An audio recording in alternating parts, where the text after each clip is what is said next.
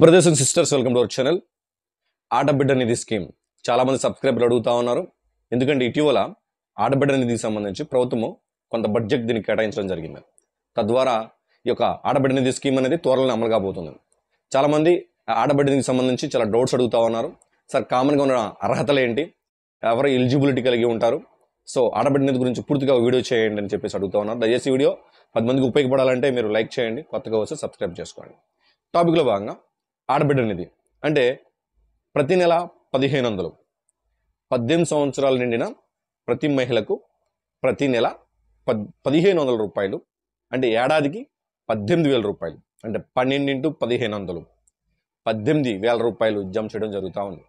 So దీనికి సంబంధించి ఇటీవల ప్రభుత్వము 3,300 కోట్ల రూపాయలు 3,300 కోట్ల రూపాయలు బడ్జెట్ కేటాయించడం జరిగింది ఈ ఆడబిడ్డ నిధి స్కీమ్కి సంబంధించి. అంటే మనకు అర్థమయ్యేది ఏంటంటే అతి త్వరలో ఆడబిడ్డ నిధి స్కీమ్ అమలు కాబోతుంది. చాలామందికి నేను ఇటీవల చెప్తూనే ఉన్నాను, ఏ స్కీమ్ అమలు చేసినా కొన్ని బేసిక్ ప్రాథమిక అర్హతలు కలిగి ఉండాలి. అవి వీడియోలో తెలియజేస్తాను నేను. అలాగే P4 లింక్, P4 సర్వే గ్రామ వార్డు సచివాలయ సిబ్బంది ఇంటింటికి వచ్చేశారు. బిలో పవర్టీ లైన్ నిరుపేదలు ఎవరైతే ఉన్నారో, లోయెస్ట్ బోటంలో ఉన్న 20% ఎవరైతే ఉన్నారో దానికి సంబంధించి సర్వే చేయడం జరిగింది. అంటే నిరుపేదలు 100 మంది ఉంటే అందులో నిరుపేదలు ఎవరు, అంటే బోటంలో 20% ఎవరు అని సర్వే చేయడం జరిగింది. ఇటీవల చంద్రబాబు నాయుడు గారు P4కి సంబంధించి ఈ ఆడబిడ్డకి సంబంధించి లింక్ చేసే అవకాశం ఉంది. అంటే లింక్ చేస్తామని 100% అని ఇక్కడ లింక్ చేసేస్తాం అని కూడా ఎక్కడా మెన్షన్ చేయలేదు. బట్ అక్కడ నిరుపేదలు అందులో గుర్తించడం జరిగింది. తద్వారా మేము ఆడబిడ్డ నిధి స్కీమ్ లాంచ్ చేస్తున్నామని చెప్పడం జరిగింది. సో P4 అంటే పబ్లిక్ ప్రైవేట్ పీపుల్ పార్ట్నర్షిప్. అంటే ఎవరైతే మినిమం వస్తువులు లేవు, అంటే ఎలక్ట్రిసిటీ, గ్యాస్, వాటర్, హౌస్, ఏవైతే బేసిక్ నీడ్స్ లేకుండా ఉన్నారో బిలో పవర్టీ లైన్, వాళ్ళని మనం నిరుపేదలు అంటాము. వాళ్ళకి ఈ యొక్క స్కీమ్ని మరింత ముఖ్యంగా పంపించే అవకాశం ఉంది. అంటే మనం చెప్పుకున్నట్టు 18 సంవత్సరాలు నిండిన మహిళ 18 నుంచి 59 సంవత్సరాల వరకు, అంటే 60 వచ్చిన ఎలిజిబుల్ అయిపోతారు. కనీసం వయసు 18, గరిష్టంగా 59 సంవత్సరాలు వచ్చి ఉండాలి.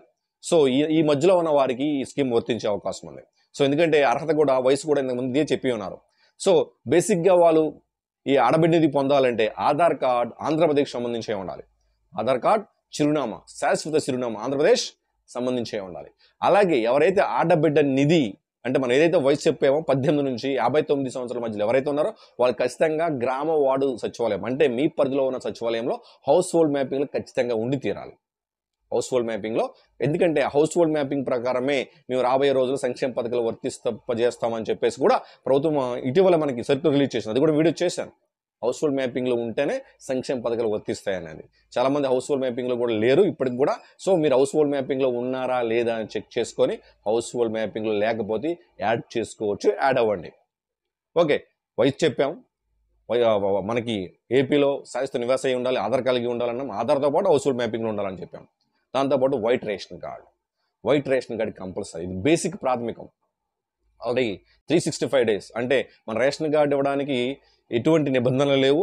అలాగే రేషన్ కార్డు ఇవ్వడానికి అన్ని నిబంధనలు మీన్స్ సమయం, అంటే SLA పీరియడ్ ఇవ్వలేదు. అంటే మేము జూన్లో ఆపేస్తాం, జూలైలో ఆపేస్తాం కాకుండా 365 days కూడా అవైలబుల్ ఇస్తాం. మీరు అప్లై చేసుకున్న 21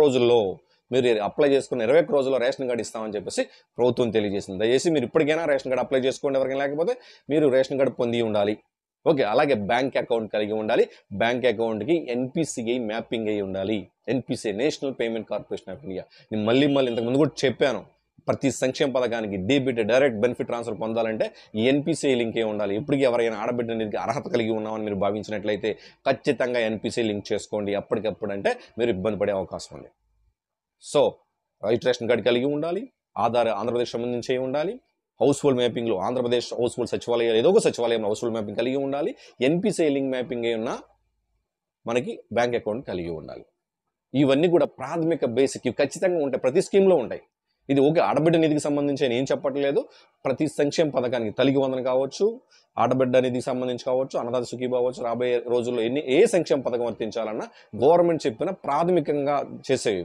తర్వాత మీరు అనుకోవచ్చు, సార్ ఇప్పుడు విడో పెన్షన్ తీసుకుంటున్నాం, వికలాంగుల పెన్షన్ తీసుకుంటాము, ఆడబిడ్డ నిధి వస్తుందా లేదా, సార్ మీ స్టూడెంట్ మాకు ఆడబిడ్డ నిధి వస్తుందా లేదా, సార్ మీ మ్యారీడ్ మాకు ఆడబిడ్డ నిధి వస్తుందా లేదా, అలా చాలామంది డౌట్స్ అడుగుతున్నారు.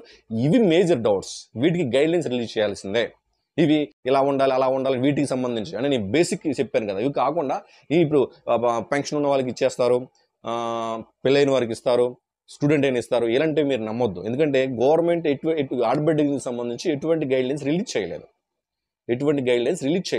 బట్ మనం ఏం చెప్తున్నాం అంటే బేసిక్ మీరు హౌస్ హోల్డ్ మ్యాప్ లింక్ ఇప్పటికీ లేరా, మ్యాప్ చేసుకోండి. మీ బ్యాంక్ అకౌంట్కి ఎన్పిసిఐ లింక్ అయ్యలేదా, లింక్ చేసుకోండి. మీరు తెలంగాణ నుంచి ఆంధ్రప్రదేశ్కి వచ్చేస్తే మీరు ఆంధ్రప్రదేశ్ వచ్చేసిన తర్వాత శాస్త్ర మైగ్రేట్ అయిపోతే మీరు ఆంధ్రప్రదేశ్లో ఏదో హౌస్ హోల్డ్ మ్యాపింగ్లో ఉండాలి. ఆంధ్రప్రదేశ్ మీకు మ్యాపింగ్ అంటే మ్యాపింగ్తో పాటు ఆధార్ కూడా అడ్రస్ చేంజ్ చేసుకోవాలి. ఇవన్నీ కూడా వైట్ రేషన్ కార్డు కూడా ఆంధ్రప్రదేశ్ చెందింది అయి ఉండాలి. ఇవి బేసిక్ అండి. ఈ బేసిక్ చెప్తున్నామన్నా నేను. ఆల్రెడీ మరి ఆడబిడ్డ నిధికి మరి 3,300 కోట్లు కేటాయించారంటే అతి త్వరలోనే ఆడబిడ్డ నిధి ఈ స్కీమ్ అనేది రిలీజ్ చేయబోతా ఉన్నారు. సో మళ్ళీ నిరుద్యోగ భృతికి సంబంధించి కూడా అంటే ఆడబిడ్డ నిధి నిరుద్యోగ భృతి 3,000 రూపాయలు అంటే ఆడబిడ్డ నిధి ప్రతి నెల 1,500, నిరుద్యోగ భృతి 3,000. మరి 2 ఇస్తారా? సో మీరు యూట్యూబ్ ఛానల్స్ చాలా చూస్తూ ఉంటారు. సో వాళ్ళకి ఇష్టం వచ్చింది అంటే ఐ మీన్ వితౌట్ గైడ్లైన్స్. ఇప్పుడు నేను చేసిన వీడియోలు ఇప్పటివరకు నేను మాట్లాడిన ప్రతి మాట వాస్తవం. ఎందుకంటే ఎక్కడ కూడా లేనిది చెప్పలేదు. అంటే ఇప్పుడు నేను నిరుద్యోగ బుద్ధి వస్తే ఆడబిడ్డ నిధి వచ్చేస్తుంది, మీరు వికలాంగుల పెన్షన్ తీసుకున్న ఆడబిడ్డ నిధి వస్తుంది, మీరు ఒకవేళ విడో పెన్షన్ వికలాంగుల పెన్షన్ లేకపోతే గవర్నమెంట్ ఇస్తున్న 28 రకాల పెన్షన్స్లో ఏ రకం పెన్షన్ తీసుకున్నా సరే మీకు ఆడబిడ్డ నిధి వస్తుంది. ఇది నేను చెప్పట్ల తల్లికి వందనం తీసుకుంటే ఆడబిడ్డ నిధి వస్తుంది నేను చెప్పట్లేదు. ఎందుకంటే గైడ్లైన్స్ లేవు. మరి మన గైడ్లైన్స్ లేవు సార్. నేను ఈ వీడియో చేయడానికి ప్రాథమిక ఉద్దేశం మీరు అప్పటికప్పుడు ఆడబిడ్డ స్కీమ్ లాంచ్ చేశారు, ఈకేవైసీకి నేమ్స్ వచ్చాయి, లిస్టులు రిలీజ్ చేశారు, అప్పటికప్పుడు మీరు చేసుకోలేనివి. For example household mapping, for example NPCI link, for example ration card application, కొత్త రేషన్ కార్డు, ఇవన్నీ కూడా మీరు అప్పటికప్పుడు ఎలా చేస్తారు కదా. బేసిక్ ప్రాథమిక అంశాలు అర్హతలు కలిగేతున్నాయో ఆ అర్హతలు నేను తెలియజేశాను. పూర్తి గైడ్లైన్స్ వచ్చిన తర్వాత మీకు ఉన్న మేజర్ డౌట్స్ నేను ఆల్రెడీ కామెంట్స్ చదువుతూ ఉంటాను. ఇది చెప్పాను కదా, సార్ వికలాంగుల పెన్షన్ తీసుకుంటే ఆడబిడ్డ నిధి వస్తుందా లేదా చాలా మంది అడుగుతూ ఉన్నారు. నిరుద్యోగ భృతి ఎప్పుడు ఇస్తారు, ఇస్తే ఆడబిడ్డ నిధి కూడా ఇస్తారా, ఇవన్నీ అడుగుతూ ఉన్నారు. సో వీటికి సంబంధించి త్వరలోనే ఆడబిడ్డ నిధి సంబంధించి పూర్తి గైడ్లైన్స్ రాబోతున్నాయి. వచ్చే లోపే గైడ్లైన్స్ వచ్చాయంటే స్కీమ్ అమలైపోతుంది. ఎందుకంటే ఇటీవల తల్లికి వందనం వచ్చింది స్కీమ్. తల్లికి వందనం స్కీమ్ జియో ఎప్పుడైతే రిలీజ్ చేసిన వెంటనే స్కీమ్ లాంచ్ చేసేసారు. మరి అప్పటికప్పుడు ఇప్పుడు చాలామంది సార్ మాకు ఎన్పిసి లింక్ లేదు, ఇన్యాక్టివ్లో ఉంది, మరి మాకు డబ్బులు పడలేదు సార్, మా పిల్ల హౌస్ హోల్డ్ మ్యాపింగ్లో లేదు అందుకని మాకు డబ్బులు పడలేదు అని ఇప్పటికీ చెప్తా ఉన్నారు. సార్ మా ఆధార్ ఇన్యాక్టివ్లో ఉంది. ఆధార్ ఇన్యాక్టివ్ ఏంటండి? సో మీకు మీ యొక్క ఆధార్ ఇష్యూ చేసి మీకు 10 సంవత్సరాలు పైనట్లయితే మీరు కంపల్సరీ మీరు ఆధార్ సెంటర్కి వెళ్ళి ఈకేవైసీ వేయాలి, డాక్యుమెంట్ అప్డేషన్ చేయాలి, లేకపోతే ఆధార్ ఇన్యాక్టివ్లో ఉంటుంది, ఆధార్ ఇన్యాక్టివ్లోకి వెళ్ళిపోతుంది. అలాగే మీరు ఇప్పటివరకు హౌస్ హోల్డ్ మ్యాపింగ్ సంబంధించి అప్డేట్ ఈకేవైసీకి వేయకపోతే సచివాలయం కూడా అప్డేట్ ఈకేవైసీ వేయాలి. ఇప్పటివరకు అప్డేట్ ఈకేవైసీలు పెండింగ్ ఉన్నట్లయితే, నేను అందరి గురించి చెప్పట్లేదండి, ఎవరికైతే సచివాలయంలో అప్డేట్ ఈకేవైసీ వేయాలి, ఆ అప్డేట్ ఈకేవైసీలో మీ పేరు పెండింగ్లో ఉంటే మీరు వేసుకోవాలి. ఆల్రెడీ మీరు పెండింగ్లో లేకపోయినా వేసి ఉన్నా మీరు అవసరం లేదు.